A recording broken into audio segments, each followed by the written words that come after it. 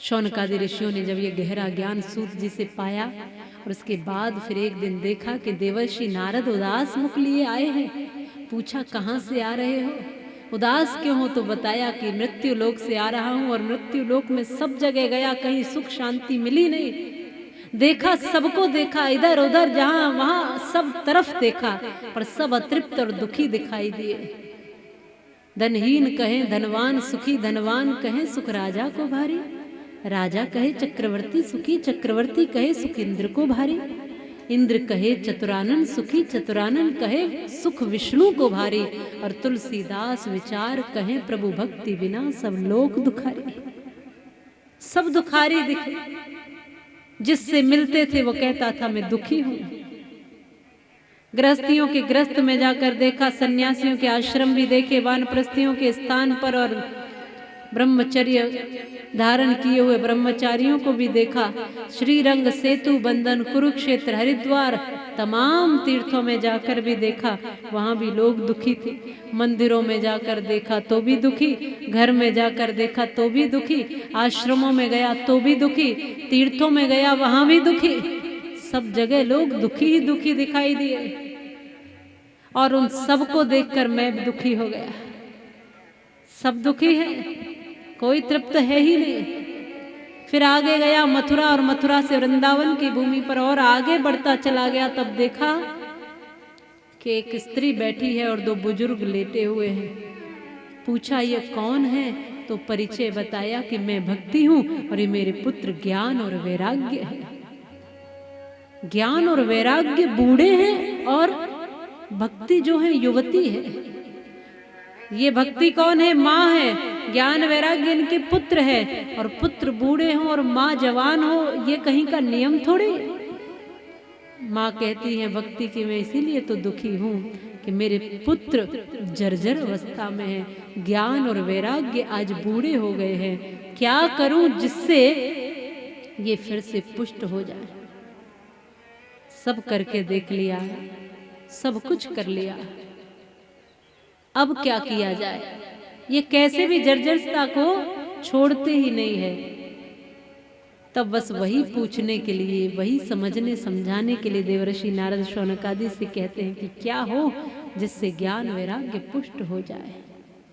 आज भक्ति का माहौल तो सब तरफ है, आप इस बात को ध्यान से समझना। ज्ञान वैराग्य और भक्ति कोई स्त्री या पुरुष के रूप में नहीं है, कोई शरीर के रूप में नहीं है, ये एक अवस्था है। भक्ति की अवस्था तो बहुत लोगों के भीतर बनी हुई है, लेकिन ज्ञान बहुत कम है और वैराग्य भी नहीं। उदाहरण के लिए कि मंदिर जाने वाले भक्तों की भीड़ तो पूरी है, लाइन तो पूरी लगी है, लेकिन मंदिर जाने वालों को ही नहीं पता है कि मंदिर में क्यों जाना चाहिए। इस बात का ज्ञान ही नहीं है कि मंदिर जा क्यों रहे। और ज्ञान बिना नहीं होए प्रतीति, बिनु प्रतीति होए नहीं प्रीति, प्रीति बिना नहीं भगति गोसाई, भगति बिना सुख सपने हुए। जब ज्ञान ही नहीं है, कथा में आकर बैठ गए हो तो हो सकता है कुछ लोग प्रांगण देख के चले जाएं और कुछ लोग वक्ता को देखकर चले जाएं, कुछ लोग हो सकता है व्यवस्थाओं को देखकर चले जाएं, कुछ लोग हो सकता है कि थोड़ी देर यहाँ पर खंबे से पीठ लगाकर सोकर चले जाएं, कुछ लोग थोड़ी कमी निकाल कर चले जाएं। हो सकता है कुछ लोग केवल आवाज को सुनकर चले जाएं, कुछ ही लोग तो होंगे जो कथा सुनकर जाएंगे, लेकिन ज्यादातर लोग तो सुनकर भी नहीं सुन पाएंगे। कहते भी है ना कि श्रोता जो सुनता है, कुछ ऐसे भी है कि कथा में तो बैठे हैं पर सुना कुछ भी नहीं।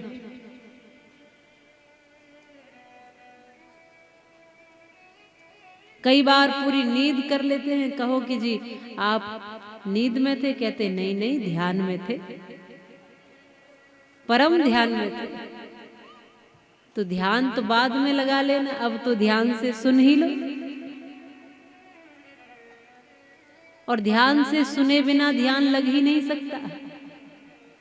फिर ये कौन सा ध्यान है?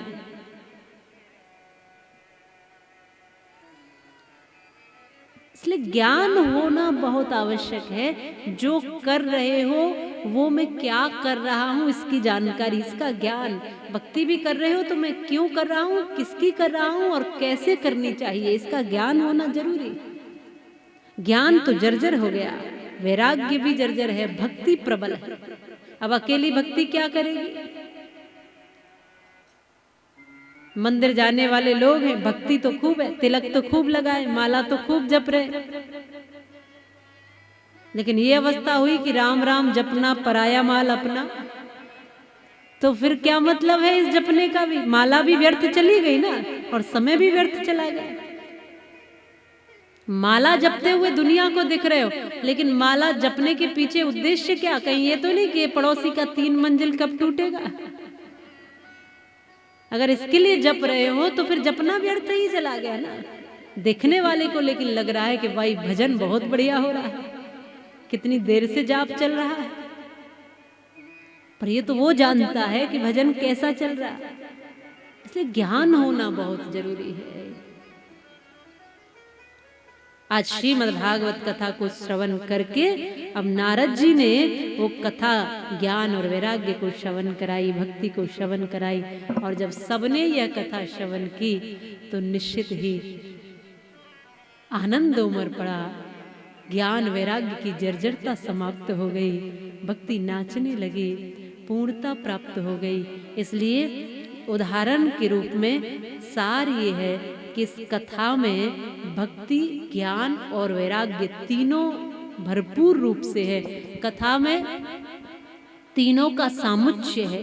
माने कोई ग्रंथ होता है जिसमें वैराग्य की चर्चा है, कोई ग्रंथ होता है जिसमें ज्ञान की चर्चा है, कोई ग्रंथ है जिसमें भक्ति प्रधान है। लेकिन श्रीमद् भागवत महापुराण एक ऐसा ग्रंथ है जिसमें भक्ति भी है, ज्ञान भी है और वैराग्य भी भरपूर है। इससे भक्ति भी मिलेगी, ज्ञान भी मिलेगा और वैराग्य भी प्राप्त होगा। ये तीनों प्राप्त होते हैं। ये ग्रंथ एक ऐसा ग्रंथ है।